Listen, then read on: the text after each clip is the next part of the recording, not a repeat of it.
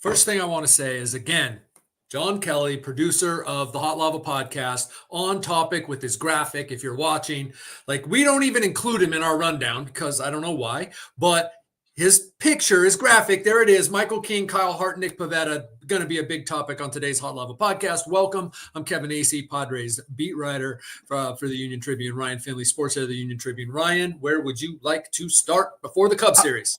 I would love to start by talking about pitching. In our last episode, we were a little doom and gloomy, a little concerned based on a really bad turn through the rotation when the Padres were in Chicago and then again in Sacramento to play the A's.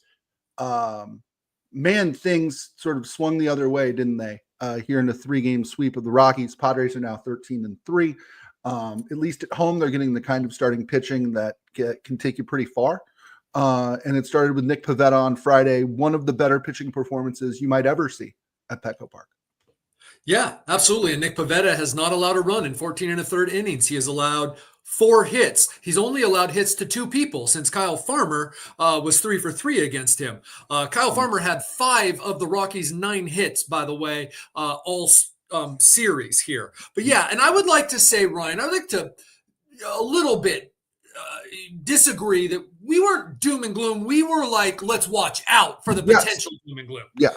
Because I'd like to think that we keep things in perspective here. Not that we're not ever wrong. We are. But we were just talking about, hey, this has not been a good turn through the rotation.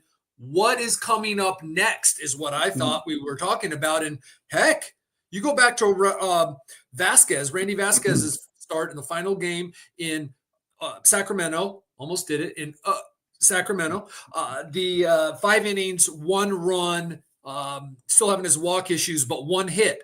The starters in 27 innings over the last 4 games have allowed 1, 3, 1, 2. So that's 8 hits, or is that 7? Whatever.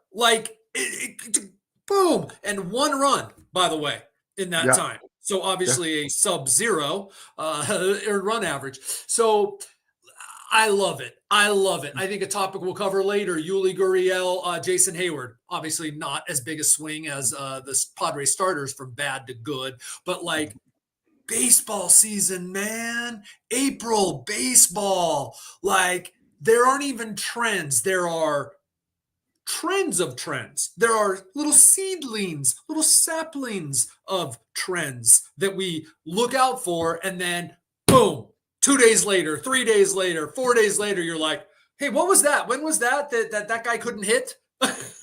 Yeah. No, you're right. And again, to put this weekend in perspective, we should be clear. The Padres did not allow a single run to the Colorado Rockies in a 3-game sweep at Petco Park. It's the first time since 1988 that the Padres have recorded 3 consecutive shutouts. It's the first time they've ever done that in a sweep of a team.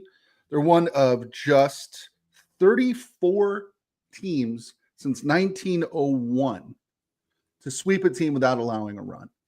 That's incredible. It's incredible. I mean, and I think it's so funny, Kevin. I think back to all the bad teams that the Padres were a part of for years and years, all the bad teams that they've played for years and years, and as good as their pitching has been for years. The fact that had never happened, and that the 3 guys who did it, I mean, Nick Pivetta, Michael King, and then Kyle Hart, were not coming off of particularly great starts. And you're making a great point, and also too, it's only been done twice. As you said, 88 was the last time they went 3 games. They also went 4 games in 84.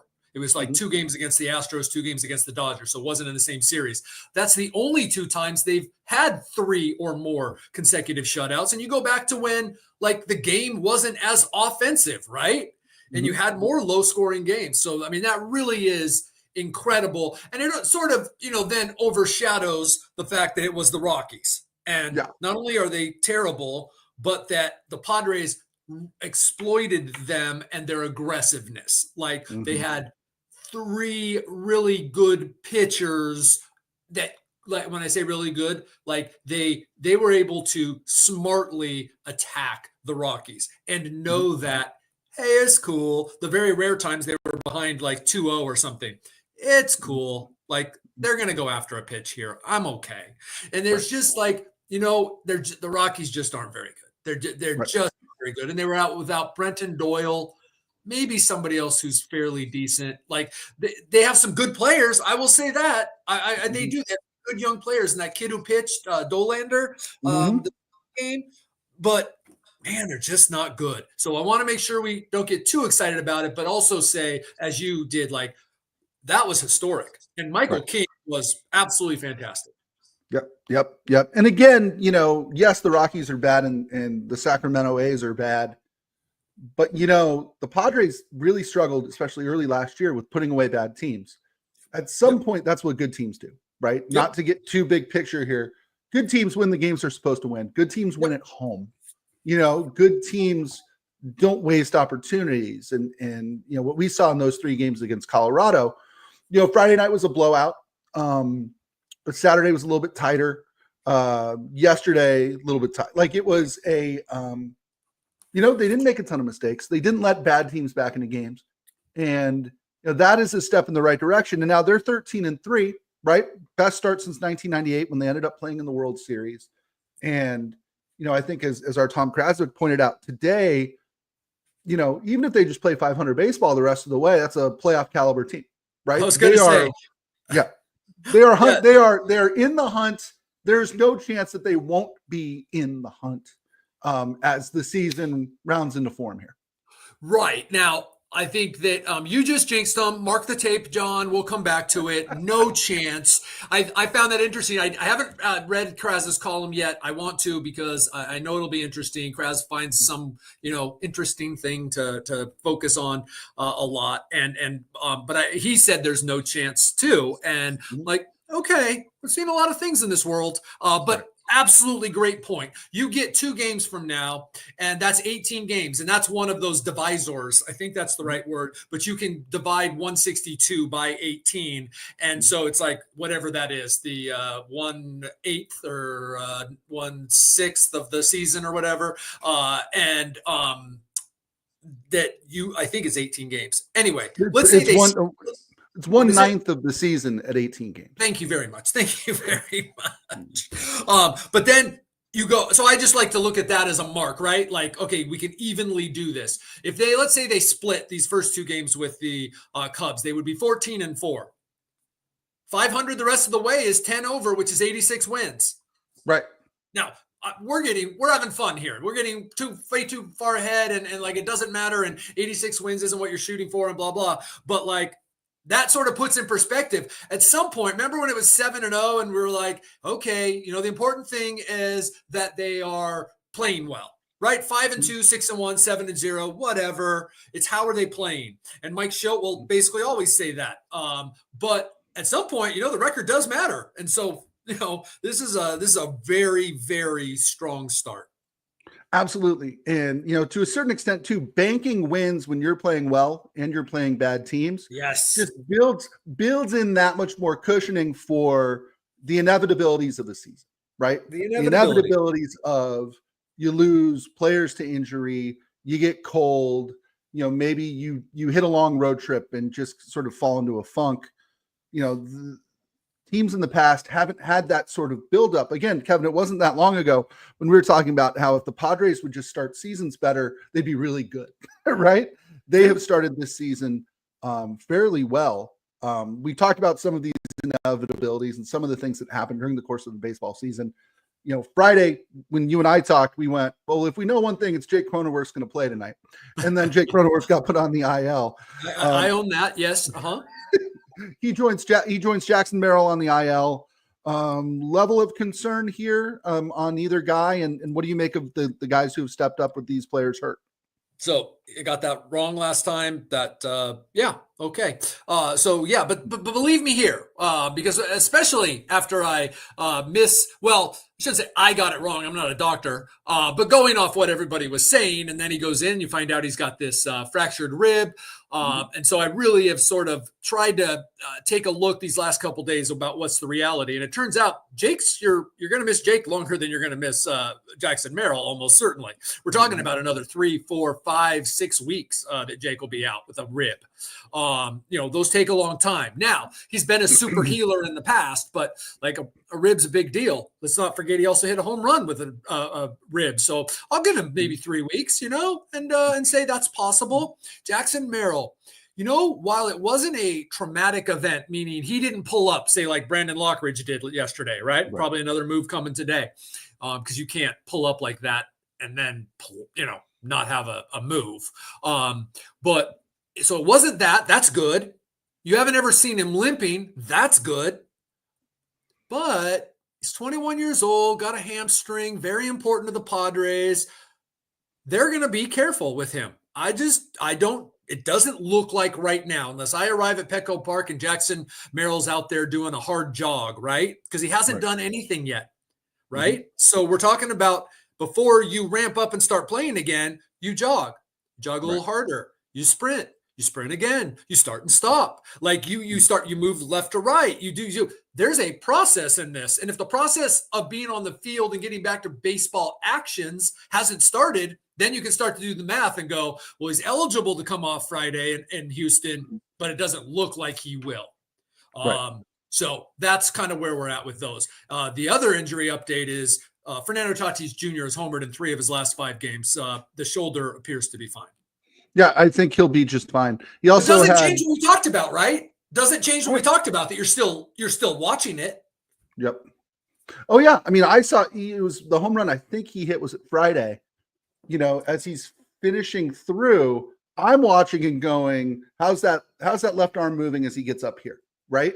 And now obviously you're going to read way too much into all the little things that you see with him, but if he's been affected, certainly wasn't affected in the field, had a really nice play to end, was it Saturday's game with Chris Bryant at the plate, right?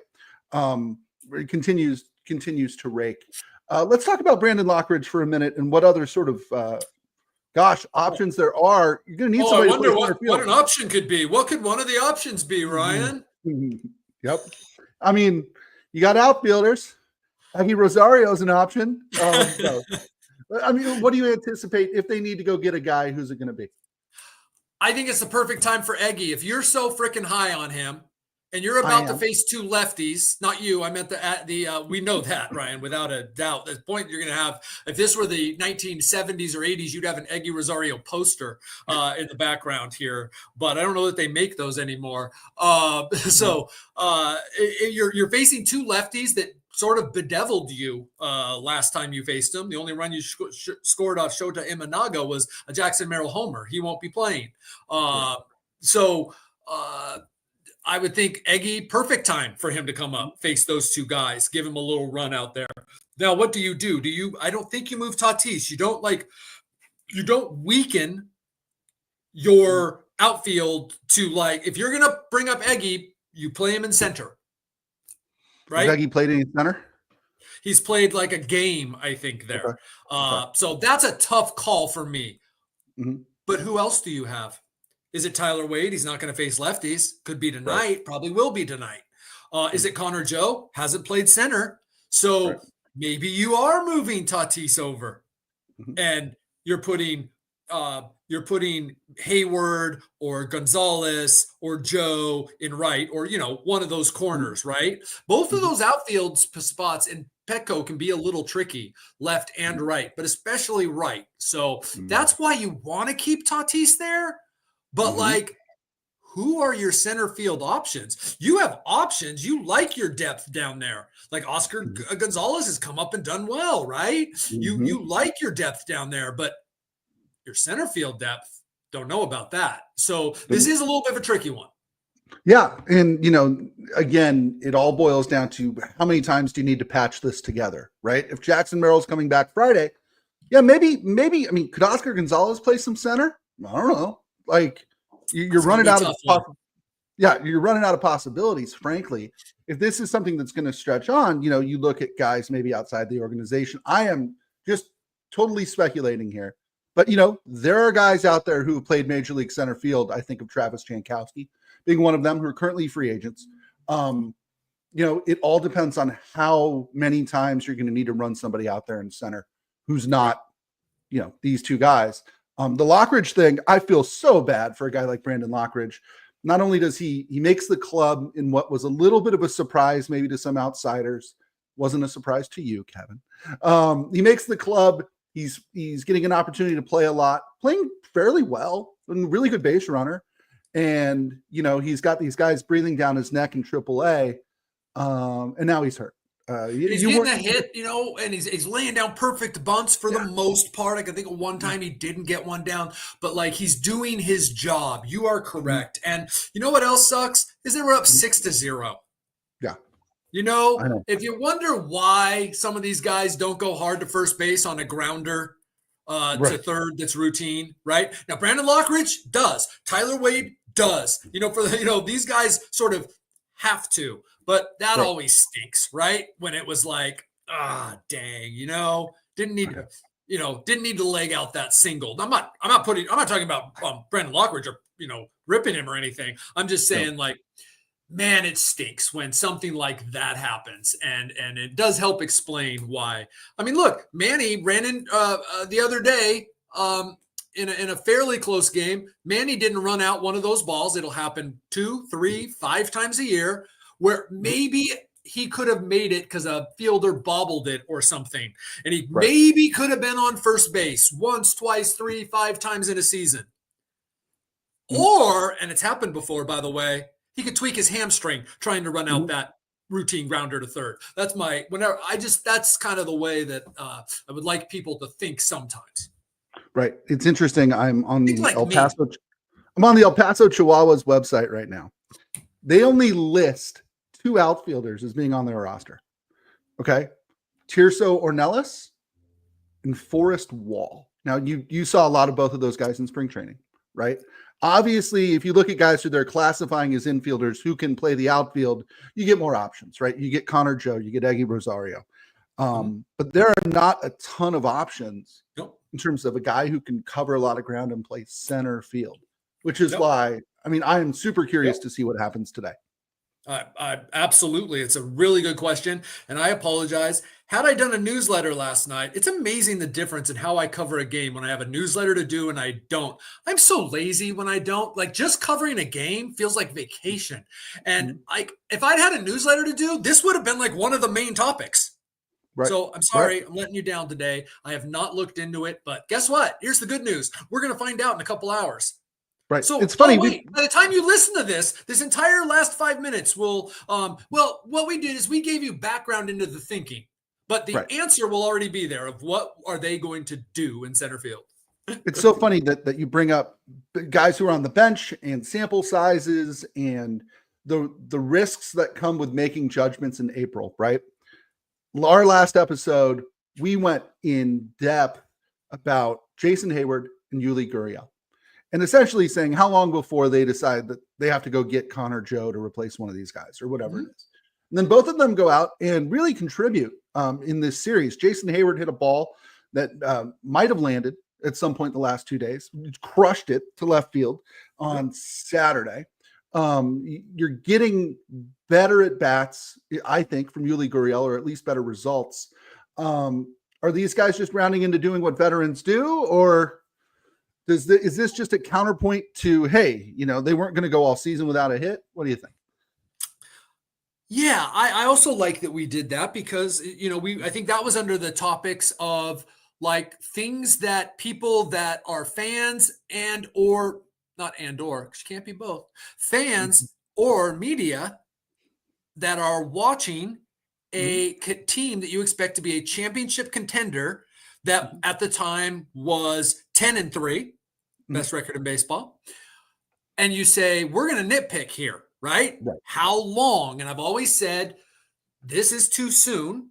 It's not too soon to talk about it, but it's too soon to make judgments on guys like Hayward and Gurriel. Always thought May 1st, and I'll still say May 1st, right? But you are absolutely correct. Yuli Gurriel's 3 for 23. All 3 hits are RBIs. Has a couple walks. It's not great. It's a veteran guy they can run out there. They love what he does, sitting over there in between, near Iglesias, Tatis, Machado, in the clubhouse yesterday, Bogarts came over from his locker. They were talking, watching the Masters, talking baseball after the game. Like, they love that. It's just way too early to say that about Yuli, or to one, just not to wonder, but to say, oh, he's got to go. It's just way too early. Now, if you're screaming Yuli Gurriel's got to go in May, you may be like peacocking, like, haha, I told you. Right. Oh, okay. Yeah, that was pretty easy. 40-year-old guy. Okay. But you also maybe won't be peacocking because Yuli Gurriel could, have 7 hits by then, and 3 of them were game-winning RBIs, and all 7 were RBIs.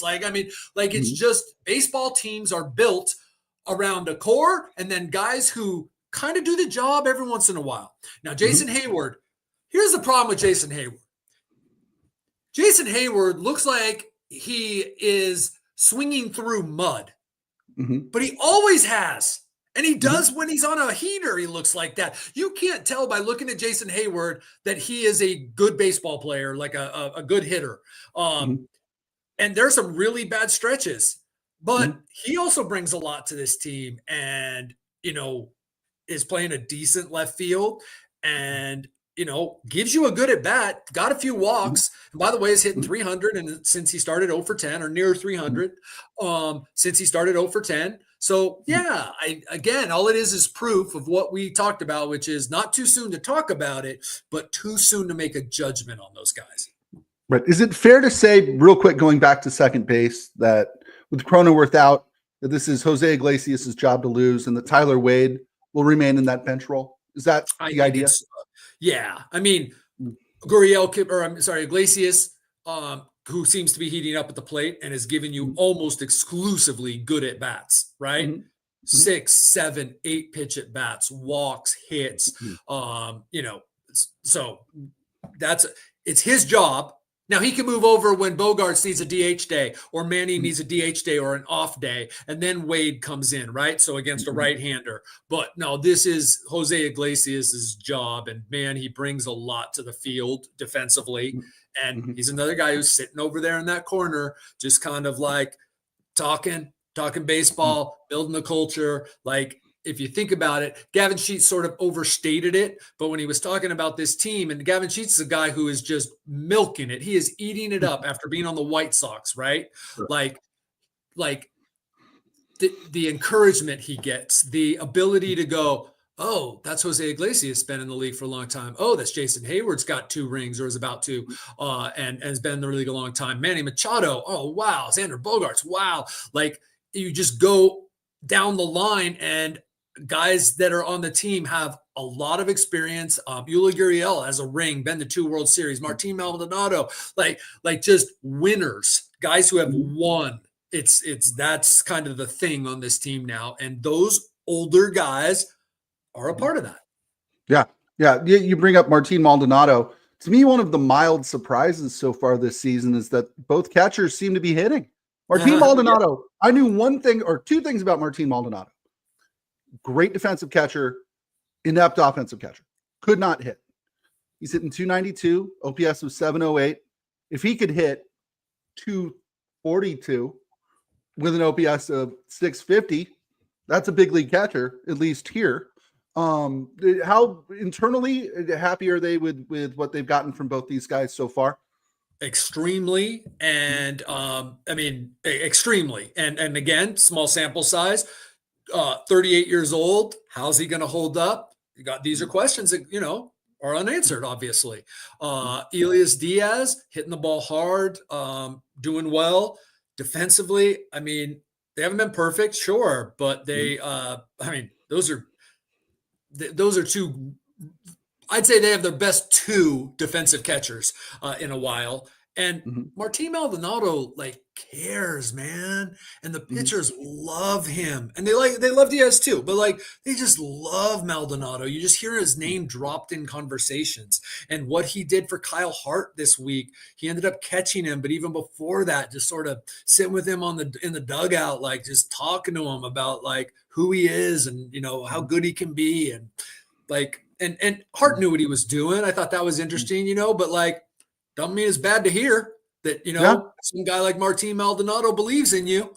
And so like that's important. Now it's also important that Jake Cronenworth get back in the lineup and hit like he was, and Merrill get back in the lineup, and that the rest of the guys hit around him so that you can go, because you're 100% spot on. 242 with a 650 OPS, that's just fine if the Padres are who they think they are. Right. Is this a bad time to tell you that Luis Campusano is hitting nearly 400 with an OPS of 1,100 in AAA right now?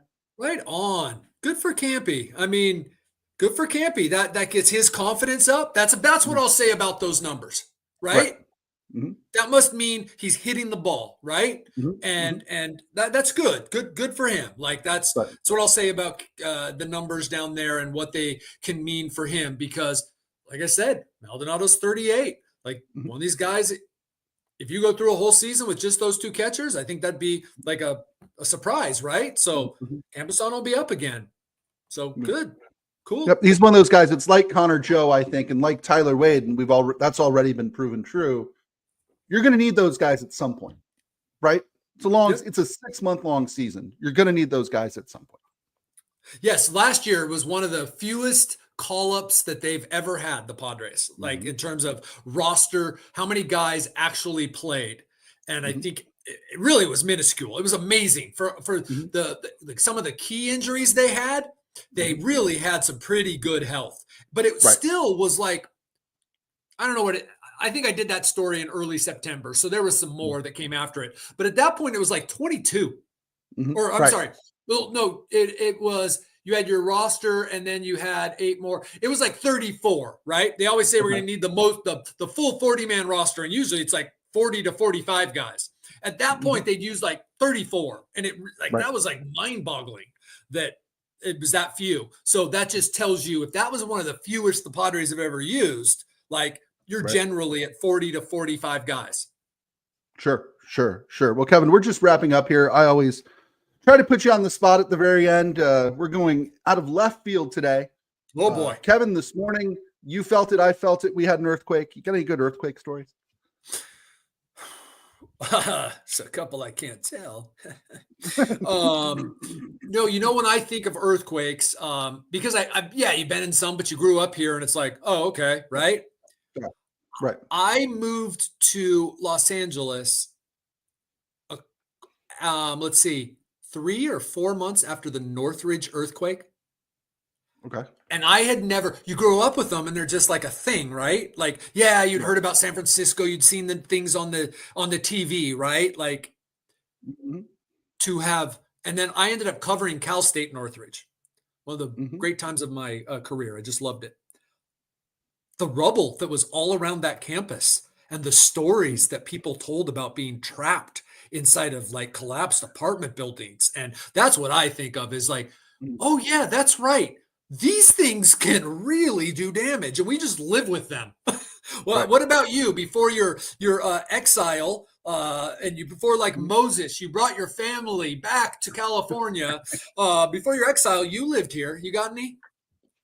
Not a ton. I mean, I guess to me, I was a baseball crazy 8-year-old when the Bay Series, the Bay Bridge Series, World Series, was interrupted. I was watching that game on TV.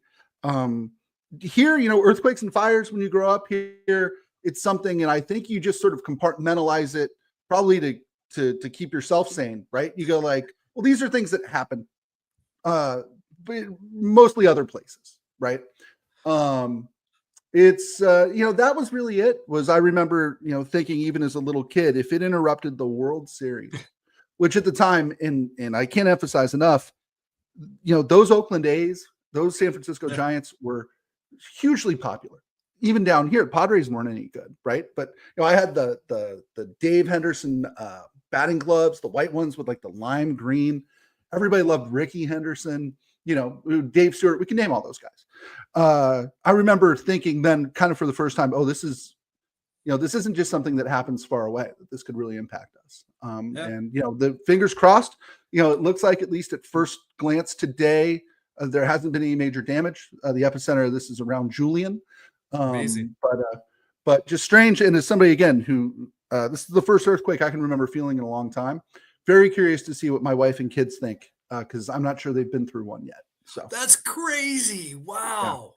yeah. Wow. We'll hear. I mean, we've already gotten emails from school saying everybody's fine, everything's safe, but really curious to see, what getting under their desks for the first time was like for these kids, and if it freaked them out or not. I mean, it might. We don't really talk about earthquakes in my house. I love that you got emails from the schools. I think that's great. Like, I wonder if my parents even thought about me when we would have earthquakes in school. It's just like, certainly wasn't email. No, they send a lot of emails, but that's good. That's a good thing. That's a good thing. All right, Padres Cubs. We did not really get into pitching matchups, but it's pretty much the same as last week when the Padres played at the Cubs. Two of the three. Yep. Yep. I don't think we need to go too deep into it here. What matters? Padres are 13-3, facing a team that really gave them some trouble last week. And this team is good, man. They're one of the best hitting teams. And yeah, they really did a number, 23 walks, including 8 by